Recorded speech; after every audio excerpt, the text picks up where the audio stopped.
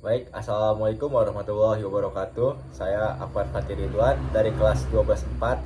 Nah, di sini saya akan mewawancarai abi saya yang pada saat ini bisa berkenan hadir untuk menyampaikan materi dari Pak Rosi, yaitu tentang keadaan politik dan ekonomi pada masa Orde Baru. Nah, baik, Abi. Ya, Apa gimana? kabar, Abi? Alhamdulillah, baik. Gimana? Sehat? Alhamdulillah. Iya. Nah, kan di sini ada tugas dari Pak Rosi Iya. tentang mengetahui keadaan ekonomi dan politik pada masa Orde Baru. Nah, kan Abi juga pernah ngalamin gitu pada masa itu Iya, gitu keadaannya. betul. Nah, apa sih yang Abi ketahui tentang Orde Baru itu? Iya. Baik. Yang pertama, Abi mengucapkan terima kasih, apresiasi yang luar biasa kepada guru mata pelajaran sejarah ya, yang memberikan tugas kepada Ananda Akbar Fatih Ridwan, anak saya sendiri. Jadi ini penting sejarah bagi generasi muda. Karena kenapa? Sekarang banyak anak muda atau generasi Z melupakan sejarah. Padahal sejarah itu adalah penting sekali untuk kehidupan kita sebagai anak bangsa dalam rangka patriotisme kita terhadap bangsa dan negara. Abi akan ceritakan dulu sesuai yang ditanyakan tadi. Apa itu Orde Baru? Ya, orde sendiri pengertiannya adalah ya semacam peraturan atau semacam kekuasaan. Nah, pada masa itu Orde Baru itu lahir kira-kira tahun 1966 setelah terjadi G30 PKI, pemberontakan yang luar biasa itu dengan terbunjuknya 7 jenderal. Nah, di situ jadi Orde Baru adalah masa peralihan dari kepemimpinan Soekarno, presiden pertama RI. Nah, kemudian dengan surat perintah 11 Maret pada tahun 1966 itu dipilihlah oleh MPR bahwa Soeharto menggantikan Presiden Soekarno yang pertama. Disitulah mulainya yang disebut Orde Baru. Oh, jadi Orde Baru itu masa peralihan dari Soekarno ke Soeharto ya? Betul. Kalau Orde Lama itu masa kepemimpinan Soekarno semenjak dari pra kemerdekaan sebelum merdeka sampai tahun merdeka 45 mulainya terbentuknya negara RI sampai tahun ya jatuhnya Soekarno itu namanya masa kepemimpinan Soekarno, disebut juga istilah Orde Lama. Jadi Orde Lama itu peraturan lama, kepemimpinan lama maksudnya. Jadi masa istilahnya pemerintahan lama gitu. Jadi kalau Orde Baru itu ya masa pergantian dari yang lama ke yang baru, maka istilah Orde Baru gitu. Baik. Ya. Jadi masuk ke pertanyaan selanjutnya nih. Ya, Nah, gimana? kan tadi udah dibahas tuh apa itu Orde Baru. Boleh tahu gak sih apa itu maksudnya keadaan waktu Orde Baru tuh, dari keadaan ekonomi sama politiknya tuh kayak gimana gitu? Iya, betul tuh, sangat menarik sekali, panjang ya kalau diceritakan mungkin berjam-jam. Tapi kita ambil singkatnya aja nih Ayah. Iya. Iya, karena kenapa? Masa pemerintahan Soeharto itu dari tahun 1966 sampai jatuhnya ya Iya. Orde Baru itu ketika reformasi itu tahun 1900 ya 98 ya. Nah, keadaan ekonomi dulu ya. Keadaan ekonomi pada zaman Soeharto itu Orde Baru itu sangat luar biasa, maju sekali pesat.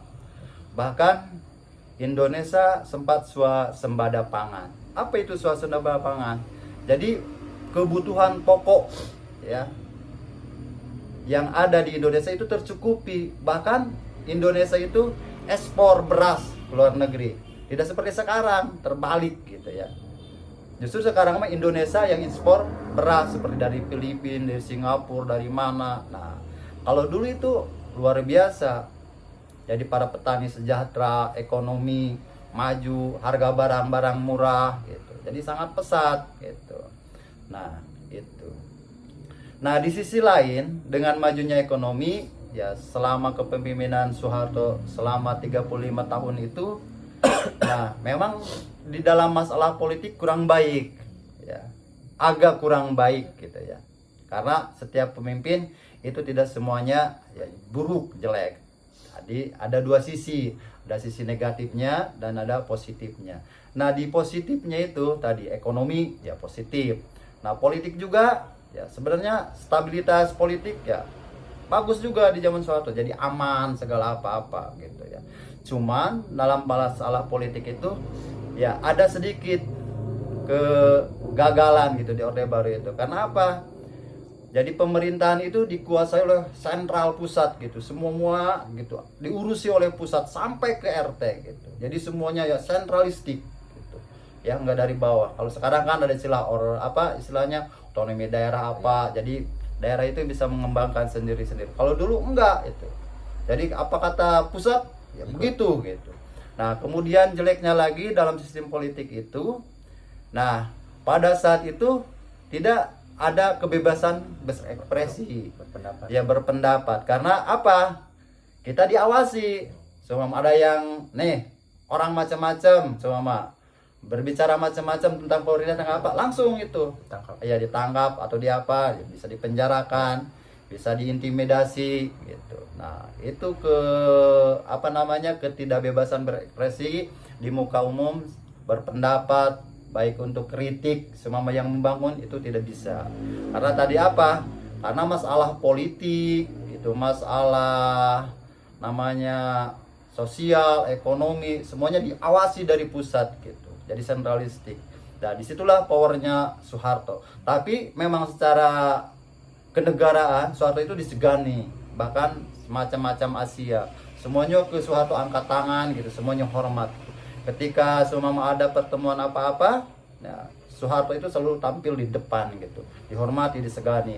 Bahkan presiden dari Amerika juga sering menghormati ya Soeharto itu, tidak seperti presiden yang sekarang gitu. Jadi kurang, artinya dihargai di mata dunia gitu.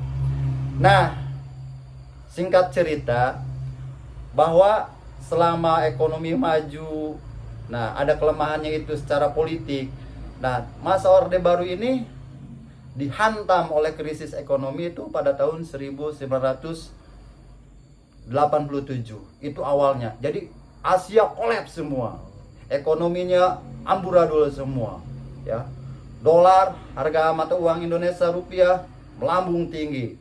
Yang saat itu menjadi 14.000 kalau gue salah ya.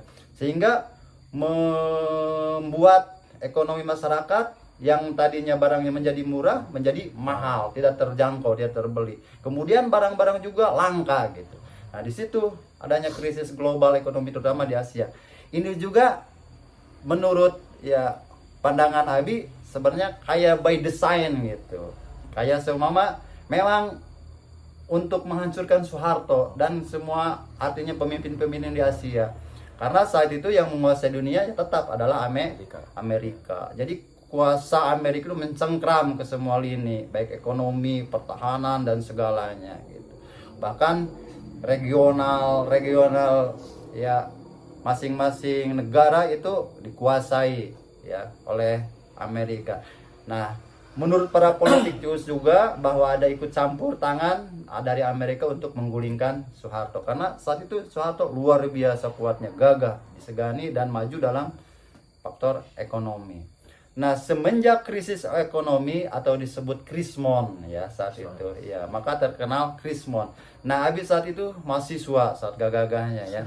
Bahkan Abi ikut ke sana ketika ya termasuk ketika Soeharto jatuh, lengser itu pada demo besar-besaran yang Mei ya tahun 98 itu yang mengepung gedung DPR MPR di sana dikuasai oleh mahasiswa. Disitulah mulainya runtuh ya kepemimpinan Orde Baru gitu ya.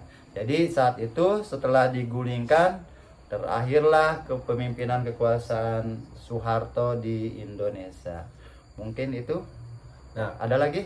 nah kan Abi juga pernah jadi mahasiswa nih. Iya. Terus waktu itu ikut demo juga di gedung DPR MPR. Iya. Nah, kalau boleh tahu tuh tuntutan apa yang dilontarkan gitu, yang disuarakan di gedung DPR MPR itu Iya. dari mahasiswa? yaitu sama seperti zaman PKI, jadi turunkan harga gitu. Jadi kebebasan berekspresi, berpendapat, stabilkan ekonomi seperti itu.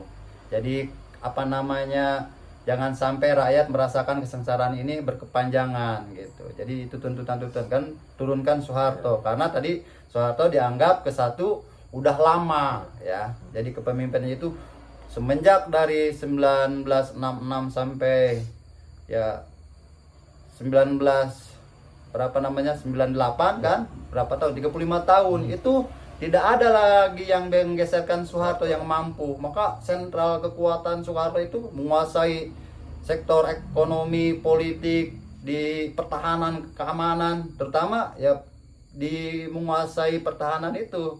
Jadi kekuasaan TNI, Polri sangat dikuasai. Makanya tidak ada yang berani satupun ke Soeharto itu. Makanya Soeharto ya disegani saat itu. Tapi di sisi lain kan tidak elok. Iya. Yang seharusnya ada regenerasi kepemimpinan. Nah, selama itu kan 35 tahun dipimpin terus jadi oleh Soeharto itu. Makanya akhirnya ya dengan berbagai kekurangan, apa kekurangannya yang sangat kentara? Karena di kepemimpinan Soeharto ya banyak kroni-kroninya gitu. Jadi Soeharto itu banyak kroni-kroninya, banyak artinya ya orang-orangnya yang juga banyak yang mengkorupsi gitu. Jadi uang-uang negara. Jadi artinya mereka ya bergelimbangan harta sendiri, sementara rakyatnya kurang diperhatikan dengan artinya sebenar-benarnya begitu. Baik, mungkin itu aja untuk wawancara kali ini. Sebelumnya terima kasih Abi untuk wawancara kali ini. Dan maaf juga udah ngeganggu waktunya, Ya. waktu istirahatnya juga. Mungkin itu saja. Saya Akbar Fatih Ridwan. Wassalamualaikum warahmatullahi wabarakatuh. Waalaikumsalam warahmatullahi wabarakatuh.